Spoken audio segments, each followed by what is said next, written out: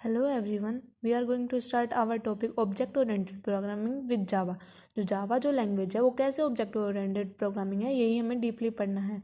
इसमें अपना पहला टॉपिक है पैराडाइम ऑफ प्रोग्रामिंग लैंग्वेज। जो पैराडाइम्स है वो क्या होते हैं? The term paradigm describe A set of techniques, method, theories and standard that together represent a way of thinking for problem solving. Paradigm है वो किसी भी प्रॉब्लम को सोल्व करने के लिए एक वे होता है हमारी थिंकिंग का।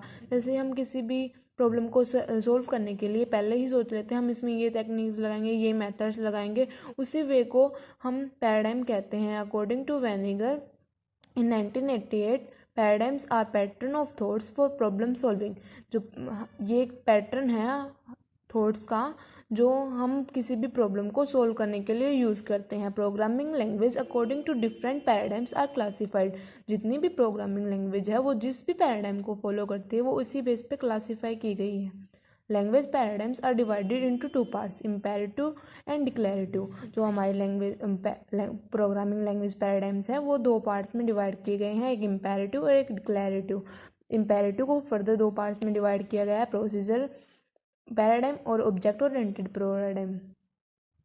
डिक्लेरेटिव पैराडाइम को भी दो पार्ट्स में डिवाइड किया गया है, फंक्शनल पैराडाइम और लॉजिकल पैराडाइम। प्रोसीजर पैराडाइम में को जो भी लैंग्वेजेस फॉलो करती है वो है C, Pascal and Fortran. Object oriented को C++ और जावा फॉलो करती हैं, फंक्शनल को लिप्स और लॉजिकल को पैरालॉग। ये इसका एक ब्लॉक डायग्राम है। फर्दर हम अब सभी को डिटेल में पढ़ते हैं कि होती क्या क्या है ये पैराडाइम्स। फर्स्ट है imperative paradigms. The meaning of imperative is expressing A command और ऑर्डर। जो इम्पेरेटिव पैराडाइम है वो किसी भी चीज़ को एक्सप्रेस करती है, जो भी प्रोग्राम होता है उसमें एक्सप्रेस करती है अपनी कमांड्स को और ऑर्डर को। So the programming language in this category specify the step-by-step explanation of commands। जो भी प्रोग्रामिंग लैंग्वेज अपनी जो भी कमांड पे लगाई जाती है उसको स्टेप बाय स्टेप एक्सप्लेन करे कि हमने उस प्रॉब्लम को सोल्व करने के लिए ये प्रोग्राम ये चीज़ें मेथड्स लगाए हैं, वो इसी कैटेगरी में आती है। Imperative programming language describe the detail how the result are to be obtained. कि हमने जो भी रिजल्ट जो गेन किए हैं वो कैसे आए हैं, इन चीज़ों पे भी पूरा ध्यान दिया जाता है। The program start from the initial state. जो भी जितने भी हमारे प्रोग्राम्स हम स्टार्ट करेंगे वो कौन कौन से ट्रांजेक्शन से गए हैं और हमें जो फाइनल रिजल्ट है वो कैसे मिला, ये सारी चीज़ें स्टेप बाय स्टेप एक्सप्लेन की गई होती हैं। उन्हीं को इम्पेरेटिव पैराडाइम्स कहते हैं। जो ये there are two approaches paradigms we have, procedure approach paradigm and object oriented approach paradigm। Procedure paradigms क्या होती हैं? वो एक procedure language are statement oriented with the variable holding values. Procedure language में जो होती हैं वो इम्पेरेटिव, जिसमें ना फोकस ना फंक्शंस पे किया जाता है और ये वेरिएबल होल्ड करती हैं जिनमें हम कोई भी वैल्यू डालते हैं और फंक्शन उन पे फंक्शन लगाते हैं। The popular programming language in this category are Ada, Fortran, Pascal, COBOL, C and basics. And second जो इम्पेरेटिव का पार्ट है वो है object oriented paradigm. The object oriented paradigm is centred on the concept of object. जो हमारी object oriented programming है उसका centre होता है ऑब्जेक्ट। तो ऑब्जेक्ट बेसिकली होता क्या है? OPP allow us to decompose a problem into number of entities are called object।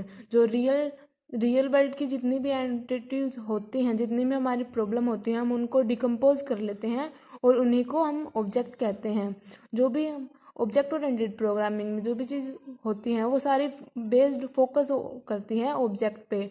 Object oriented programming वो ट्रीट करता है डाटा को एज ए क्रिटिकल एलिमेंट और उसे कहीं भी फंक्शन में सिस्टम में फ्रीली मूव नहीं करने देता, क्योंकि जो दूसरी जितने भी पैराडाइम्स है वो उनमें एक सबका एक ड्रॉबैक है कि वो डाटा को इतनी क्रिटिकली नहीं लेते हैं और उसे फ्रीली मूव करने देते हैं, जिससे डाटा की सिक्योरिटी कम हो जाती है।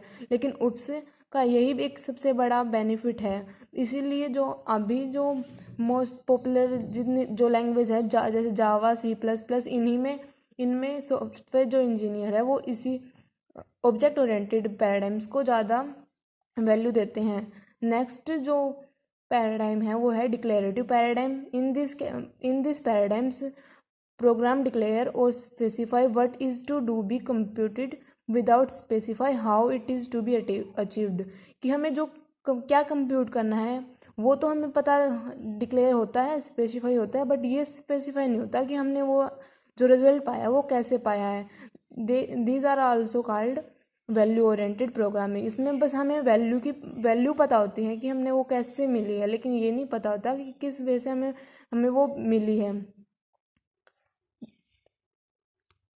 तो इसको भी फर्दर दो पार्ट्स में डिवाइड किया गया है, फंक्शनल पैराडाइम और लॉजिकल पैराडाइम। हालांकि ये जो हमारे टॉपिक में इतना नहीं है तो हम इन्हें इतना डीपली नहीं पढ़ते, बस बेसिकली हम इनकी डेफिनेशंस जान लेते हैं। जो फंक्शनल पैराडाइम्स हैं उन्हें वो एक कलेक्शन ऑफ फंक्शंस होता है और इसमें जस्ट हम एक फंक्शन को कंप्यूट करते हैं और वो एक वैल्यू रिटर्न कर देता है। जो इनमें जो प्रोग्रामिंग लैंग्वेज है वो है लिस्प, ML, स्कीम एंड हेक्सल। लॉजिकल पैराडाइम वो होते हैं जिनमें एक set of relationship between object and और the property objects known as the predict which is hold to be true. जो भी अगर हम किसी भी फंक्शन पे जो लॉजिक लगाते हैं अगर वो ट्रू हो जाता है तो उसमें लॉजिकल तो फंक्शन सॉल्व हो जाएगा। Basically logical paradigms integrate data and control structure. जो मतलब लॉजिकल जो पैराडाइम है वो इंटीग्रेट करते हैं हमारे डाटा को और कंट्रोल करते हैं उसकी स्ट्रक्चर्स को। Thank you.